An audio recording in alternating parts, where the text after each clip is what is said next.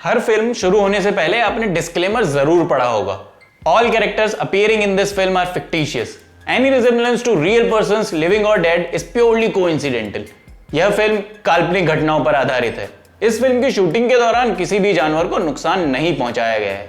इस तरह के अनेक डिस्क्लेमर्स।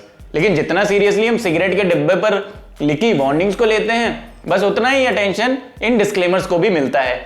हाल ही में देखा गया है कि डिस्क्लेमर्स का साइज एक फ्रेम तक सीमित नहीं रह गया है, बल्कि 4-5 फ्रेम्स तक पहुंच गया है।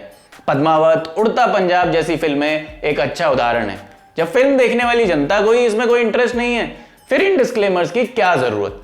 आजकल ये डिस्क्लेमर सबके लिए नहीं, बल्कि सिर्फ उन लोगों के लिए होते हैं जिनकी भावनाएं बहुत जल्दी आहत हो उठती हैं। भावनाएं तो हमेशा से आहत होती रही हैं और आगे भी होती रहेंगी, और डिस्क्लेमर के साइज भी बढ़ते रहेंगे। लेकिन जिस तरह चांद पर पहला कदम किसी ना किसी ने तो रखा ही था, उसी तरह कभी ना कभी पहली बार कोई ना कोई फिल्म देखकर किसी ना किसी की भावनाएं आहत हुई ही होंगी, और इसी आहत हुई भावना से प्रकृति में कुछ रिएक्शन हुए, जिसके फलस्वरूप जन्म हुआ पृथ्वी पर पहले डिस्क्लेमर का।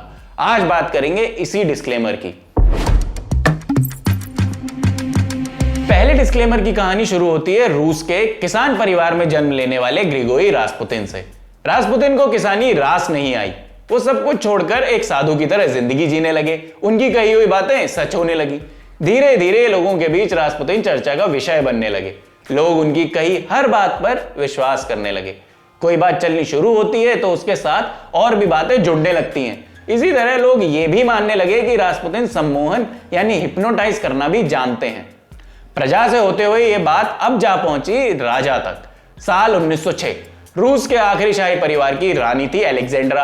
अलेक्जेंड्रा के बेटे थे एलेक्सी। एलेक्सी की तबीयत बेहद खराब थी। रानी को जहां से भी उम्मीद थी वहां से इलाज करवाया, लेकिन निराशा ही हाथ लगी। जब सब रास्ते बंद हुए तो रानी ने रास्पुतिन के लिए अपने दरवाजे खोले। रास्पुतिन को बुलाया गया। उसने भरोसा दिलाया कि एलेक्सी को कुछ नहीं होगा।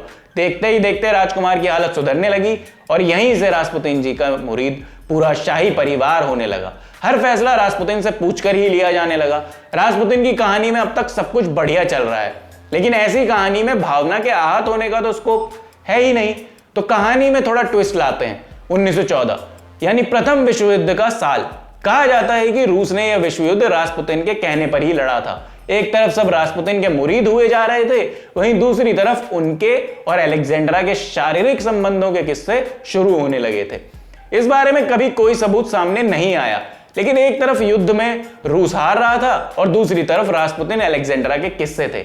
अलेक्जेंड्रा खुद जर्मन थी और रूस युद्ध में जर्मनी के खिलाफ लड़ रहा था। अलेक्जेंड्रा का जर्मन होना और रास्पुतिन अलेक्जेंड्रा के संबंधों की खबरों के चलते लोगों का गुस्सा बढ़ने लगा। दोनों को जर्मनी का एजेंट साबित करने के लिए भीड़ का गुस्सा ही काफी था, सच चाहे कुछ भी रहा हो। इसके बाद शाही परिवार के अंतिम राजकुमार फेलिक्स यूसुपोव ने एक पार्टी में रास्पुतिन को जहर देकर मारने की कोशिश भी की।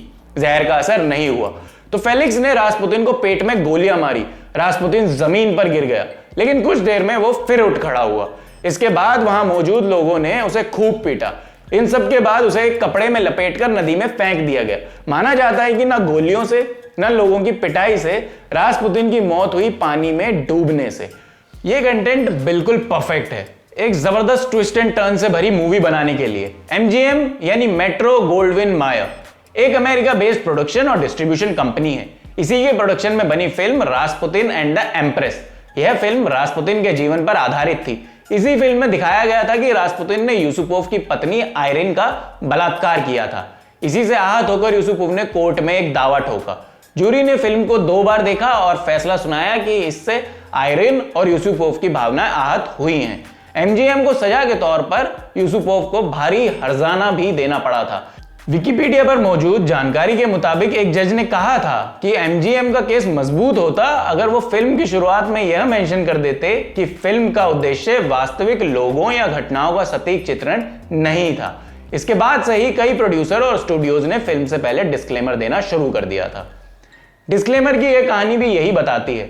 डिस्क्लेमर जनता के लिए कम होता है, कोर्ट और आहत भावनाओं से बचने का तरीका ज्यादा दिखाई देता है। लेकिन एक अच्छी बात यह भी है कि फिल्म बनाने वाले खुद ये ऐलान करते हैं कि जो हम लोग दिखाने जा रहे हैं वो एक काल्पनिक कहानी है। इसके बाद भी हम खुद को पूरी तरह सरेंडर करके कुछ देर के लिए उस कहानी को सच समझकर देखते जाते हैं। यही सिनेमा का जादू है। शायद दुनिया का कोई डिस्क्लेमर इस जादू को फीका नहीं कर पाएगा। जाते जाते एक छोटा सा ट्रिविया, हाल ही में रील्स में भयंकर मशहूर हुआ गाना रा रा रास्पुतिन हमारी कहानी वाले महाशय पर ही बना हुआ है। इस किस्से को आपके लिए लिखा था मैंने, यानी दीपक कौशिक ने। आप देखते रहिए ललन टॉप सिनेमा।